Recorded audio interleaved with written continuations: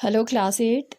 Social science में हम history portion में से चैप्टर नंबर 2 हम कर रहे हैं और इस चैप्टर का नाम है from trade to territory the company establishes power.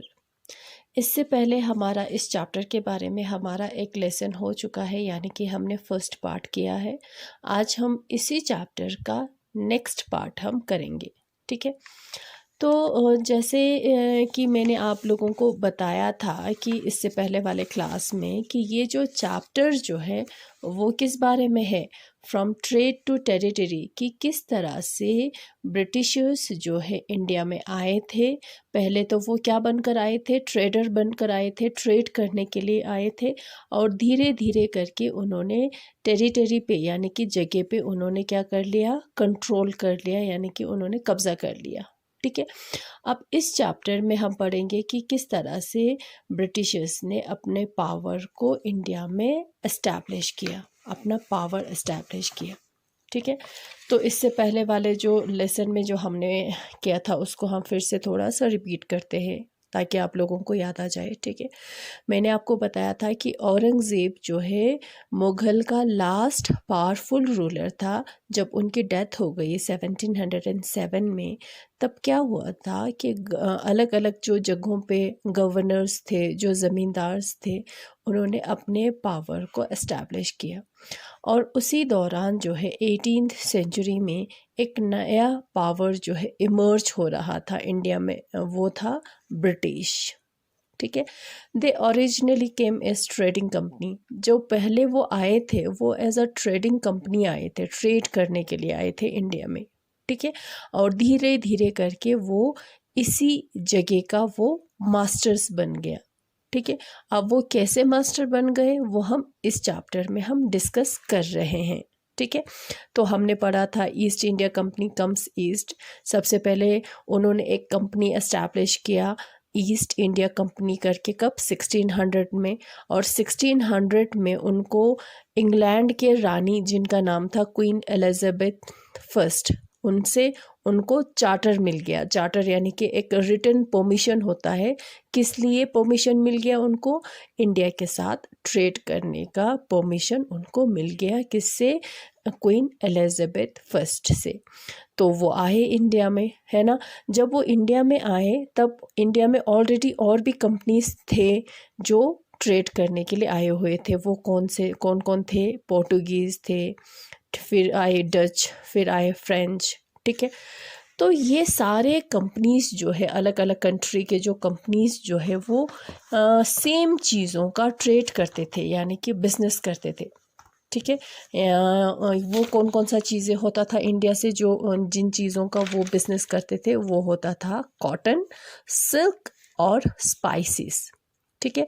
यही कॉटन, सिल्क और स्पाइसेस जो है वो इंडिया से वो लोग ख़रीदते थे और इसको यूरोपियन मार्केट में जाकर उसको बेचते थे। जब वो ख़रीदते थे तो वो बहुत ही सस्ता दाम देते थे, बहुत ही कम पैसा देते थे। जब उनको उसको बेचते थे तो उससे बहुत ही ज़्यादा प्रॉफिट जो है वो कमाते थे, ठीक है। अब जब एक ही चीज़ों का, सेम चीज़ों का जब बिजनेस करते थे तो क्या हो गया, उनमें आपस में कंपटीशन जो है वो बढ़ गए। फिर उन लोगों में लड़ाई हो गए, है ना। फिर उसके बाद हमने पढ़ा East India Company begins trade in Bengal. Bengal में उन्होंने ट्रेड किया, है ना। सबसे पहले बंगाल में उन्होंने ट्रेड किया। अब उन्होंने धीरे धीरे करके फैक्ट्री बनाया, फिर गोडाउन्स बनाया, फिर वहाँ पे ऑफिस बनाया जहाँ पे वो ऑफिसर्स रहने लगे। फिर गोडाउन्स को प्रोटेक्शन के लिए उन्होंने फोर्ट्स बनाया। फिर उसकी प्रोटेक्शन के लिए उन्होंने आर्मी रखने की परमिशन उन्होंने मांगी। ये सब करके धीरे धीरे करके उनका पावर जो है वो एक्सपेंड हो रहा था, बढ़ रहा था, ठीक है। फिर उनको अलग अलग राजाओं से अलग अलग परमिशन मिल गया, ठीक है। जैसे कि ज़मींदारी उनको मिल गई, फिर उनको जो दीवानी उनको मिल गए, है ना। फिर उसके बाद क्या हुआ, how trade lead to battles, फिर बैटल्स में कैसे चेंज हो रहे थे कि जैसे जैसे कुछ ऐसे भी नवाब्स थे, कुछ ऐसे भी रूलर्स थे इंडिया में जो ईस्ट इंडिया कंपनी के बिल्कुल ख़िलाफ़ थे, जो वो देख रहे थे कि ये ईस्ट इंडिया कंपनी जो है धीरे धीरे करके हम पर ज़्यादा क्या कर रहे हैं, अपना पता नहीं अपने कैसे कैसे डिमांड जो है रूलर से वो पूरा करवा रहे हैं। तो उन्होंने जब अगेंस्ट किया, ठीक है, उसका उनके साथ जो अगेंस्ट हुए, तो फिर क्या हुआ कि लड़ाई हो गई। तो वैसे ही एक लड़ाई हुआ बैटल ऑफ प्लासी करके, किसके बीच में, ईस्ट इंडिया कंपनी और बंगाल के नवाब जो थे सिराजुद्दौला के बीच में हुआ था, ठीक है। तो उस बैटल में सिराजुद्दौला जो है वो हार गए थे, है ना, वो हार गए थे। फिर जो है वो पहली जीत थी ब्रिटिश का ईस्ट इंडिया कंपनी का इंडिया में, है ना। तो इस तरह से फिर अलग अलग बैटल्स हुआ। फिर एक बैटल और भी हुआ, बैटल ऑफ बॉक्सर हुआ, है ना, जिसमें किसके बीच में हुआ, मीर कासिम और ईस्ट इंडिया कंपनी के बीच में हुआ, है ना। तो फिर इस तरह से जो है उसी बैटल ऑफ बॉक्सर में भी ईस्ट इंडिया कंपनी जो है वो जीत गई, ठीक है। फिर उसके बाद आज हम इस टॉपिक से हम स्टार्ट कर रहे हैं। आज हमारा टॉपिक है जो जहाँ से हम स्टार्ट कर रहे हैं वो है कंपनी ऑफिशियल्स बिकम नबूब्स, ठीक है। अब ये नबूब क्या होता है वो मैं आप लोगों को बताती हूँ, ठीक है। Company officials become nabobs. Each company official's servant began to have a vision of living like nababs. जो कंपनी ऑफिशियल्स होते थे, ऑफिसर्स होते थे, ईस्ट इंडिया कंपनी का जो ऑफिसर्स होते थे, उनका यही ख्वाब होता था, वो यही चाहते थे कि वो लोग भी नवाब की तरह लाइफ जिए, ठीक है। जो नवाब, जो इंडिया में नवाब थे, उनकी बहुत ही लग्जरियस लाइफ होते थे पहले, ठीक है। जब उनको देखते थे तो वो भी ये चाहते थे कि हम भी नवाब की तरह लाइफ जिए, ठीक है। बंगाल, फिर उन्होंने क्या किया, Bengal were force to give lands and vast sum of money as gifts to the company officials. अब जो है बंगाल में वो लोग जीत गए थे, ईस्ट इंडिया कंपनी जीत गए थे। अब उन लोगों, बंगाल को वो मजबूर करते थे कि हमें लैंड दे दो, हमें ज़मीन दे दो, हमें पैसा दे दो, हमें गिफ्ट दे दो, है ना। कंपनी ऑफिसर्स जो है इस तरह से उनको टॉर्चर करते थे, यानी कि वो उनको तंग करते थे कि हमें लैंड, ज़मीन दे दो, हमें पैसा दे दो, फिर हमें गिफ्ट्स दे दो, ठीक है। और एक ऐसा एक ऑफिसर था जो इस तरह से वो लोग क्या करते थे, अर्न करते थे, पैसा कमाते थे। और एक ऐसा और एक था जिनका नाम था रॉबर्ट क्लाइव। रॉबर्ट क्लाइव जो है वो सबसे पहले वो मद्रास में आए। कहाँ पे आए, मद्रास में आए।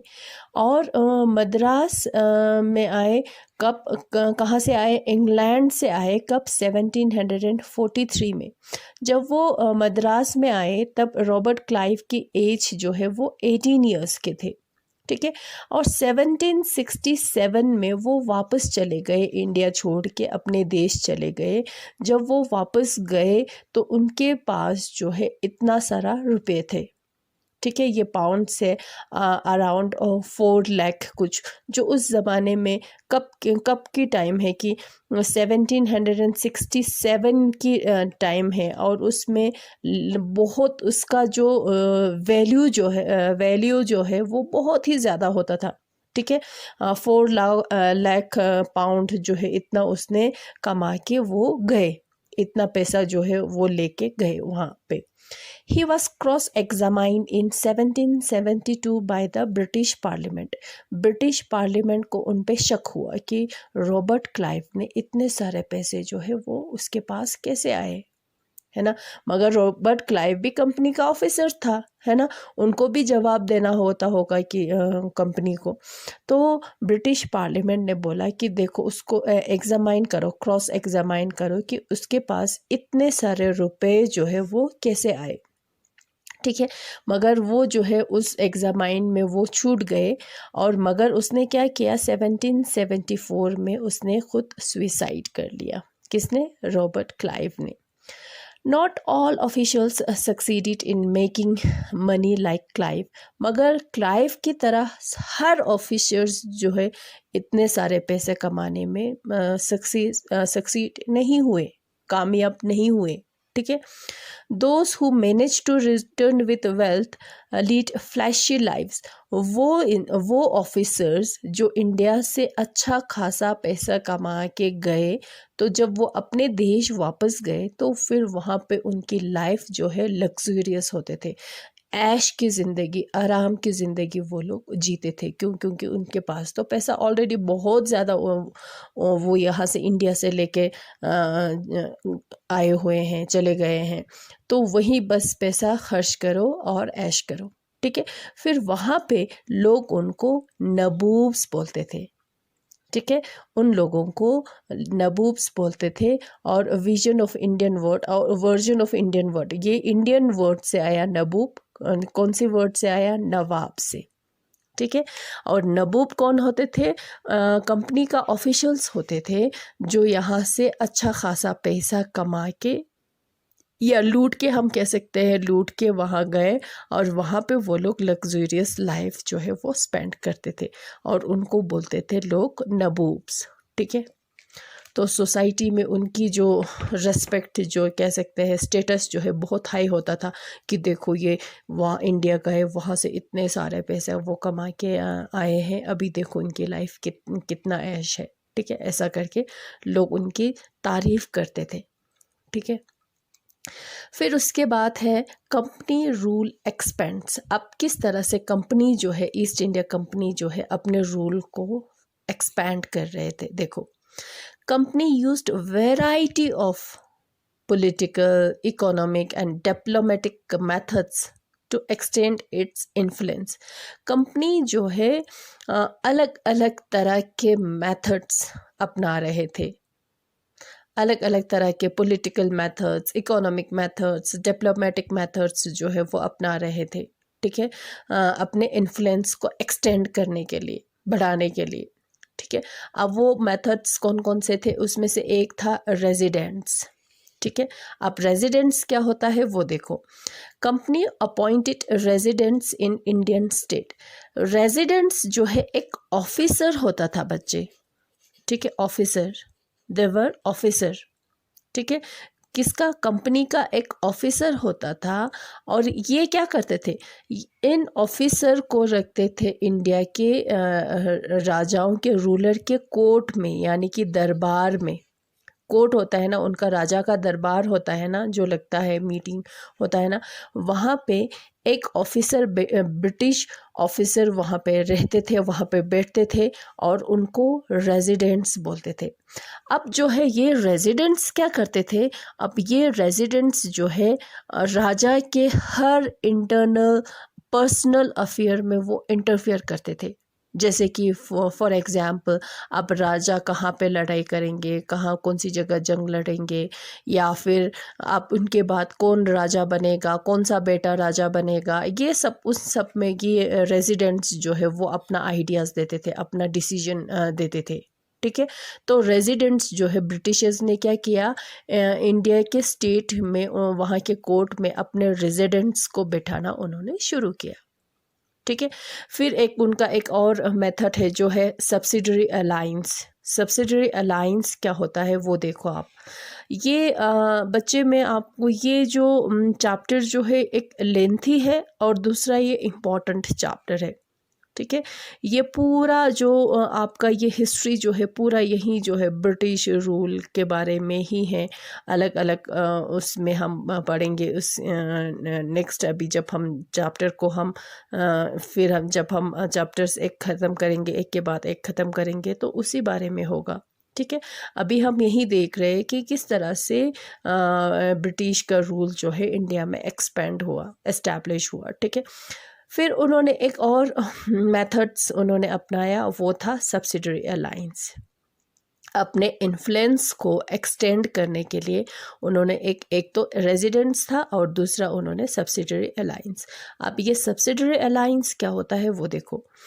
Indian rulers were not allowed to have their independent arm forces, they were protected by company and have to pay for that. Subsidiary alliance में ये कहा जाता था कि कोई भी इंडियन रूलर्स, राजा जो है, अपना फोर्सेस नहीं रख सकते, यानी कि अपना आर्मी जो है वो नहीं रख सकते। ठीक है, अगर जब भी राजा को आर्मी की ज़रूरत होगा, जब भी राजा को फोर्सेस की ज़रूरत होगा, तो वो कौन देगा? कंपनी देगा। ठीक है, और राजा को उसके लिए पैसा देना पड़ेगा, उसका कीमत जो है वो चुकाना पड़ेगा। ठीक है, अब अपना राजा जो है अपना खुद से आर्मी नहीं, तो हर राजा के पास अपना आर्मी होता है, कभी भी ज़रूरत पड़ सकता है, कहीं पे भी जंग पे जा सकता है या कोई भी अटैक कर सकते हैं, उसका सामना करने के लिए क्या होता है? आर्मी रखा जाता है। मगर ब्रिटिशर्स ने ये बोला कि रूलर्स जो है अपना आर्मी जो है वो नहीं रख सकते, ये परमिशन नहीं है आपको। आपको आर्मी मिलेगा कहाँ से? कंपनी के तरफ से, और उसके लिए आपको कंपनी को पैसा देना पड़ेगा। ये उन्होंने सब्सिडरी अलायंस के अंडर उन्होंने बोला।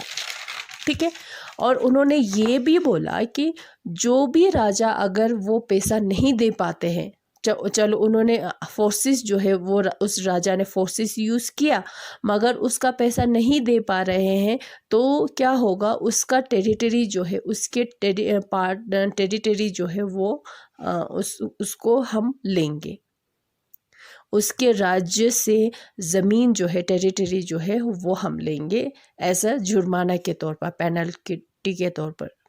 ठीक है, फॉर एग्ज़ाम्पल अवध, हैदराबाद जो है, यहाँ से जो है कुछ ज़मीनें जो है उन्होंने ले लिया था उसी सब्सिडरी अलायंस के अकॉर्डिंग।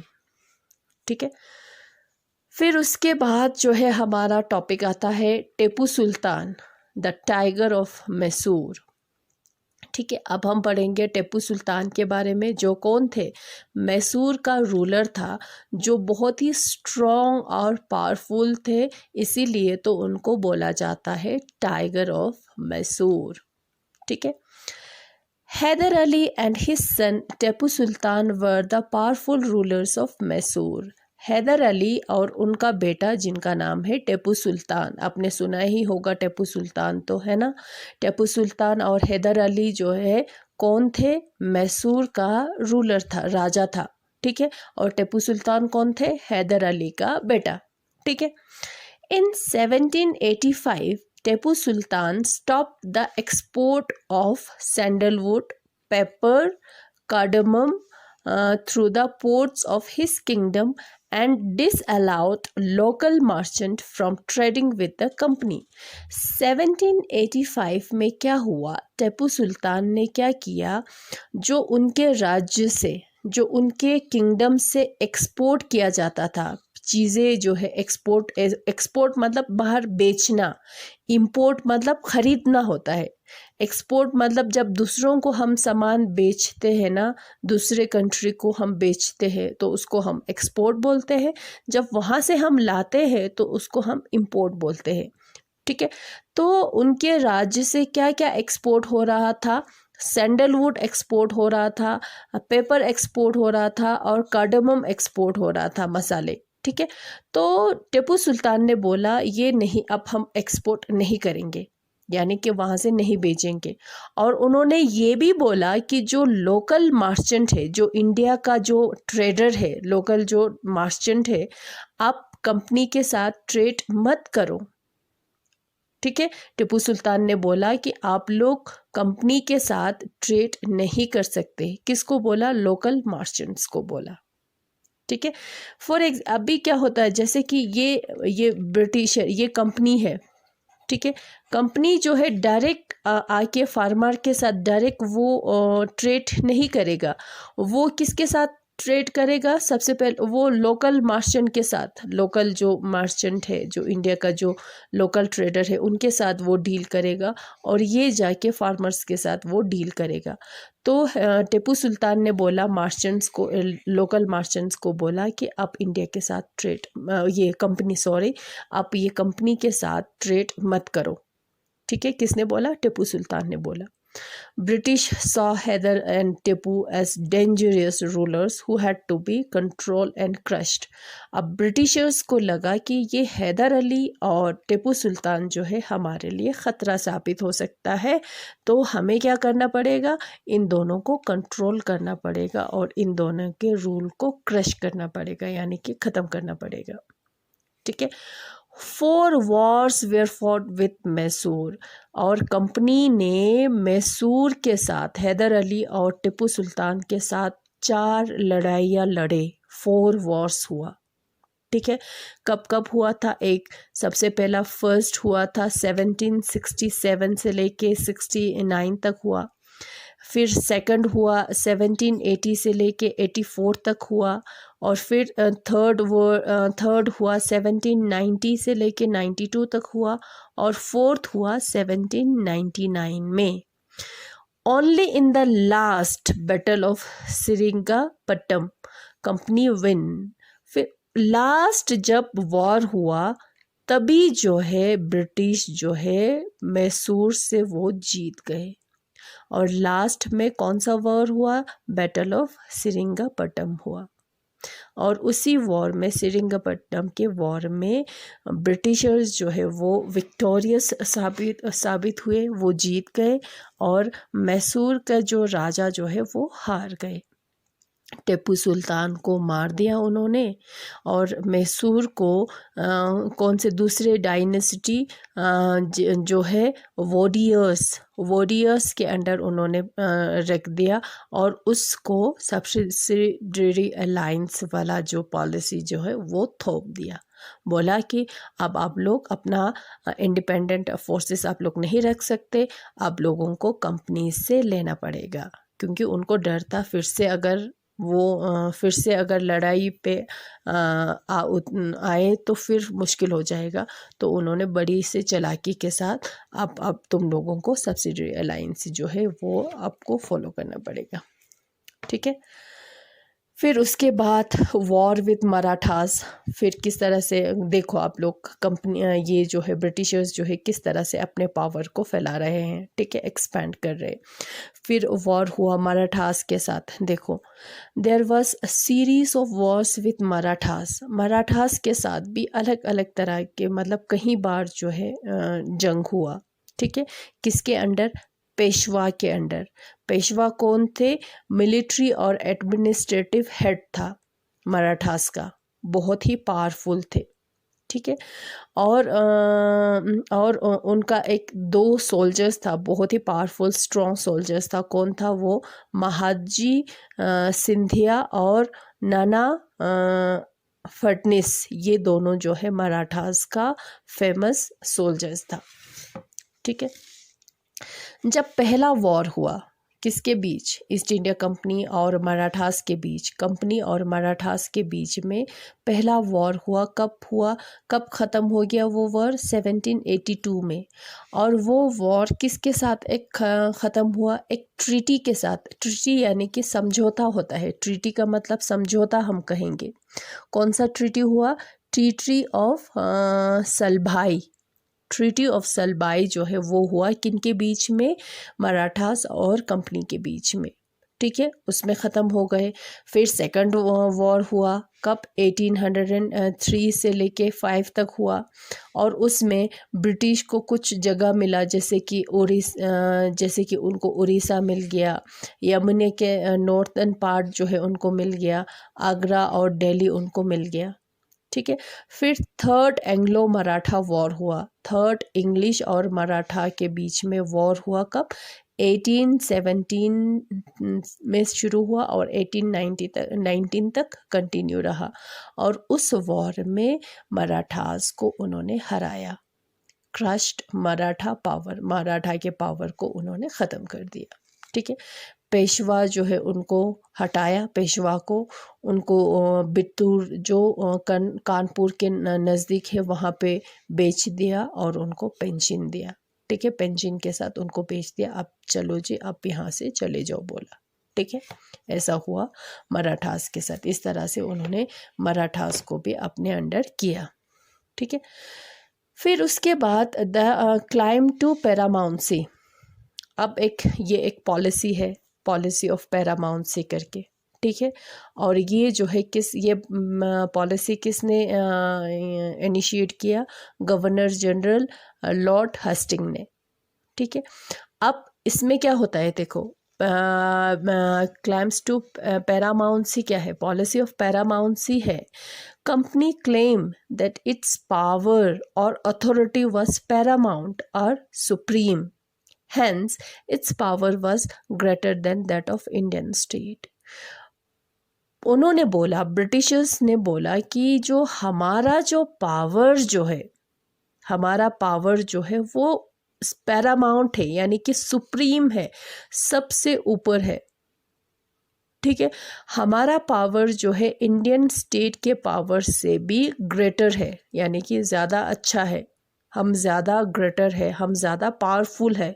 ठीक है, it was justified in annexing और थ्रेटनिंग टू एनेक्स्ड। अब जो है हम, क्योंकि बहुत ही ज़्यादा हम सुप्रीम है, हम पावरफुल है, तो हम किसी भी एरिया को हम एनेक्स कर सकते हैं, उन्होंने ऐसा बोला।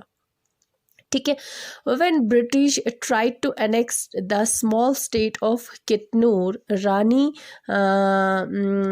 Channamma took to arm and lead movement.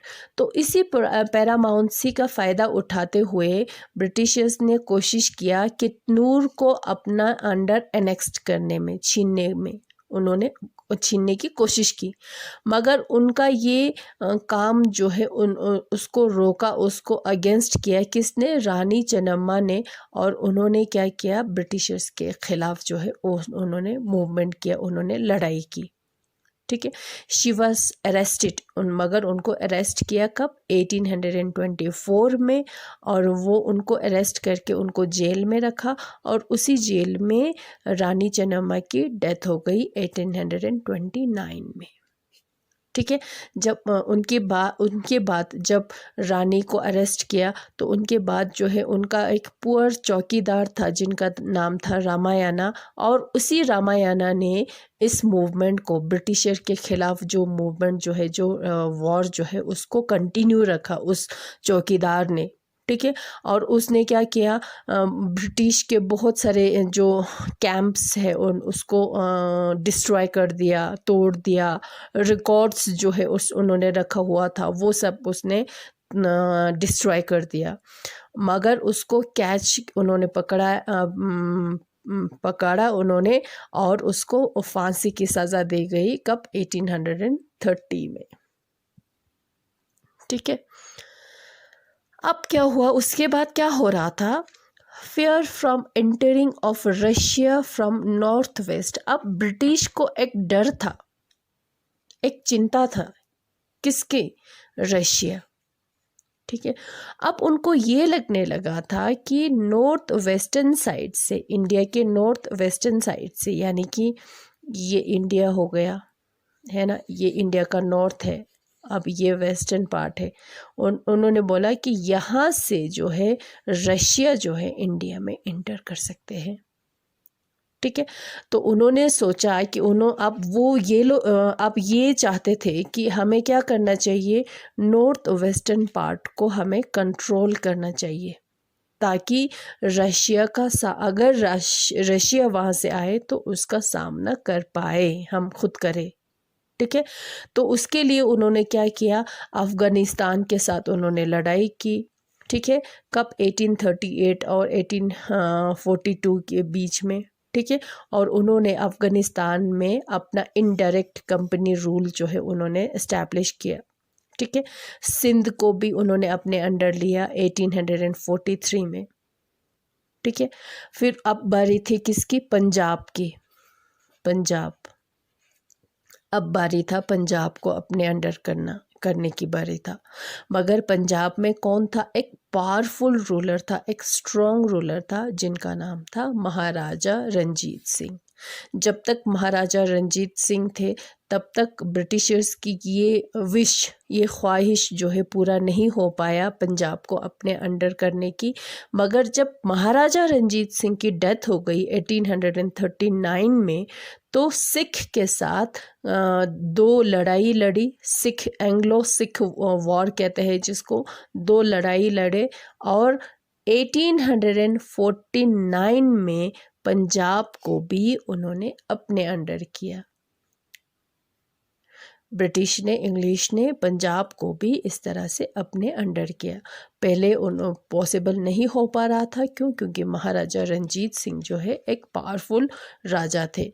जब उनकी डेथ हो गई तभी ये पॉसिबल हो पाया। ठीक है। फिर उसके बाद है the doctrine of lapse. Doctrine of lapse जो है एक और पॉलिसी है ब्रिटिश का।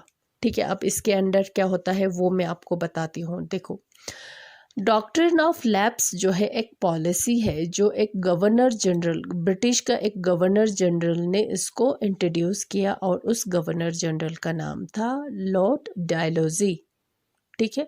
लॉर्ड डायलौजी ने डॉक्ट्रिन ऑफ लैप्स जो है ये पॉलिसी उन्होंने डिवाइस किया, उन्होंने इंट्रोड्यूस किया। ठीक है। अब इस पॉलिसी के अंडर वो लोग क्या कह रहे हैं, देखो, if Indian rulers died without a male heir, his kingdom became part of company.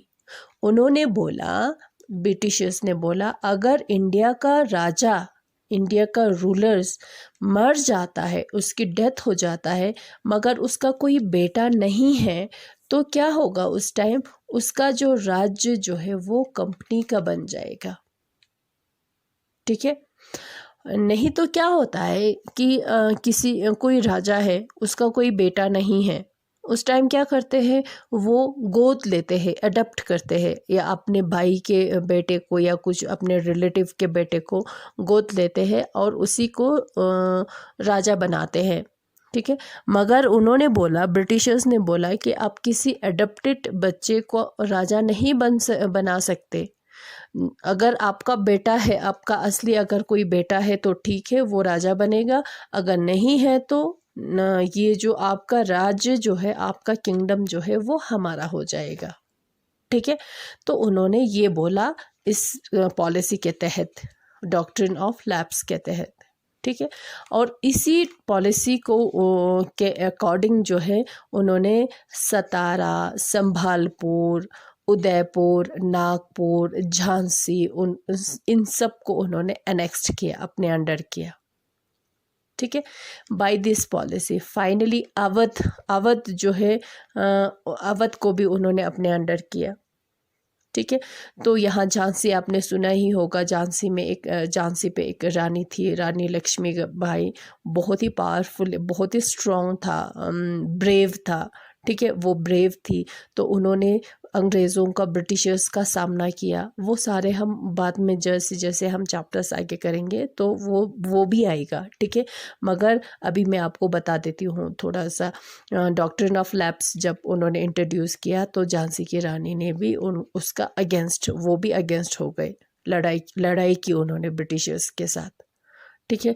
कि आपने ये एक ऐसा पॉलिसी हम पर थोप दिया कि हम, अगर हमारा कोई बेटा नहीं है तो हम अडॉप्ट करेंगे और उसको उसको राजा बनाएंगे। ठीक है। ऐसा कहा तो कंपनी ने बोला कि नहीं, ऐसा आप लोग, ब्रिटिशर्स ने बोला ऐसा आप लोग नहीं कर सकते। ठीक है। तो इस तरह से करके उन्होंने अलग अलग जगहों पे अपना रूल जो है, उन्होंने अपना रूल एस्टैब्लिश किया, अपने पावर को उन्होंने एस्टैब्लिश किया। इस तरह से एक एक करके उन्होंने अलग अलग जगह जो है अपने अंडर लिया। और इस तरह से उन्होंने पॉलिसी के नाम पे जो है, मेथड्स के नाम पे उन्होंने अलग अलग पॉलिसी जो है उन्होंने इंट्रोड्यूस किया। और वो सारे पॉलिसी जो है उन्होंने इंडियन रूलर्स पे उन्होंने थोप दिया ज़बरदस्ती। ठीक है। इस तरह से वो उन्होंने क्या किया, धीरे धीरे करके, पहले वो एज अ ट्रेडर आए थे और इस तरह से धीरे धीरे करके अब वो क्या बन रहा था, रूलर बन रहा था। ठीक है। फिर नेक्स्ट क्लास में हम देखेंगे सेटिंग अप आ न्यू एडमिनिस्ट्रेशन। अभी थोड़ा सा एक हमारा टॉपिक रहता है, अगर मैं कंप्लीट करूँ तो वो ज़्यादा हो जाएगा, तो फिर हम नेक्स्ट क्लास में हम इसको कंप्लीट करेंगे, ठीक है।